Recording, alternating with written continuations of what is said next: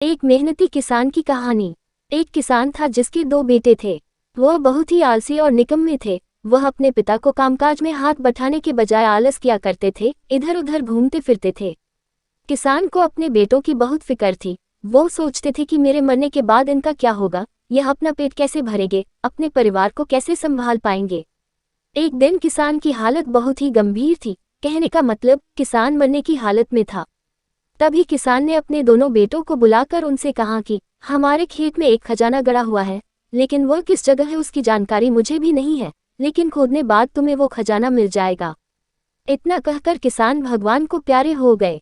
खजाने की खबर सुनकर दोनों बेटों के मन में लालच आ गया और वो दोनों खेत पर चले गए और खेत को खोदने लगे।